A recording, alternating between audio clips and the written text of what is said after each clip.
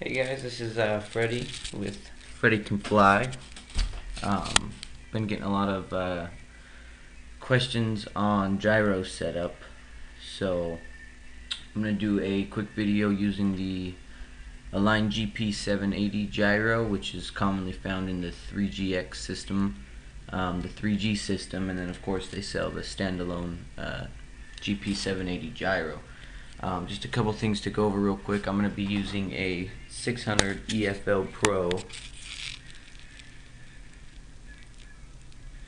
Very nice heli. So a lot of people commonly have a problem with wag on the gp780 gyro especially, and that's just kind of due because it's a sensitive gyro. I have found that it's kind of hard to get that really sweet spot to where it works flawless. But I'd say 4 out of 5 times within the first to second adjustments you make, you're able to get it to where, I mean, you really only see wag in some of the hardest maneuvers out there. But it's pretty easy to do. I'll show you some good tips and tricks, and we'll kind of walk through it, and hopefully you can get yours up and working. Move your slider back and forth, I mean, with ease. I mean, I should be able to just tap it. And as you can see, I mean, there's absolutely, silky smooth freedom right there. That's very important. If I push it over here and I feel that it gets a little harder, but I push it over here and it's nice and free, then that's going to translate to your gyro, and your gyro is going to compensate over here, and it's going to fight it, and you're going to wag your tail. So make sure that that's perfectly smooth. If you're getting any sort of a binding problem, re-go through the build on the tail. The two factors I have found to affect that, especially with every Align heli, is going to be this right here. There's a washer on top of this screw and on the bottom of it. Make sure those are there. Otherwise, this is spaced up weird, and it can cause some binding. Also, these little figure 8 looking spacers here on this side and on this side of the tail, I have found if you wrench these screws here that actually go to the blade grips all the way down, really, Loctite them and shove them in there, it always, like almost 5 out of 5 times, causes some sort of a bind. So what I do is I Loctite it one at a time. I'll put this one in, put it all the way in tight, and move this, and it'll be, it'll have usually some binding on the ends, and then I'll slowly back it off just a little tiny bit, maybe like 1 degree at a time, until that one's smooth, and then I repeat the same process with the other side. As long as the Loctite's in there, they're going to be safe, but don't, I mean, if you're all the way out to where you see threads, then you're not safe at all. So, once again, silky smooth, very important. Make sure that is proper. Otherwise, you're going to have problems with the wag. A lot of times people, oh, my gyro don't work. I'll look at their helis. That's the first thing I pop off, and there's like, it's ridiculous. So make sure you get that. Check your blades, tail blades and rotor blades. Make sure those are good. And then we're going to move on to the next little section. Okay, so we've got the heli powered on. We're in our rate mode. Check our servo. Servo looks good. So the next thing we're going to do is we want to come down to the tail end here, and we got to finish up the mechanical portion just a little bit.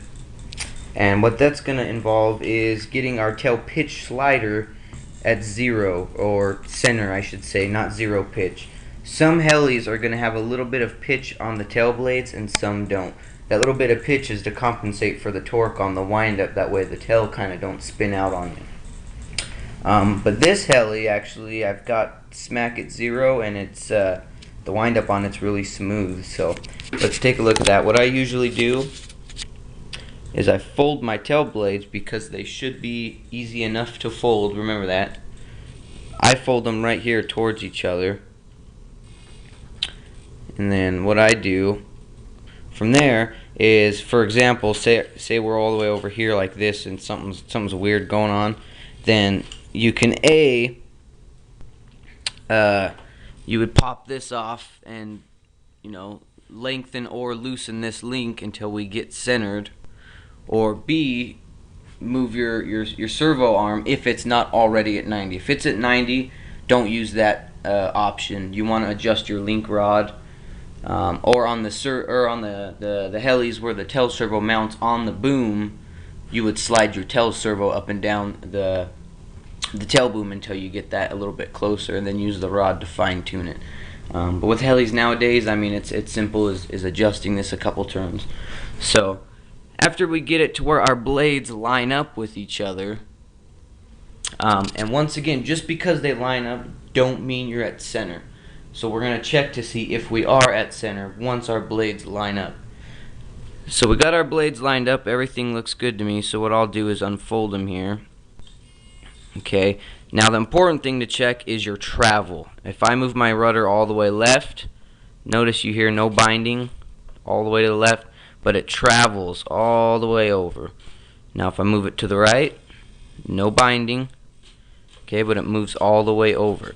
So I got my full movement here, and do take into consideration I've already done the travel limit adjustment. I'll go through that again with you, but in most cases you may get a little bit of binding side to side if you haven't, if you're just barely doing the process. So don't worry about that, because the limit will take that out. Also on the flip side, if you're not hitting your ends all the way, don't go in and adjust no end points or anything, just leave it. We'll go into the limit setting to get that out, but as long as you've got your blades lined up and your sliders in the center, that's what's important. So even if you're not getting enough movement, we'll say I'm only going to right there, and then this one's only going to right there. As long as it looks even, just make sure that's even. And then that end should be good. Now we can get into the actual electronic setup.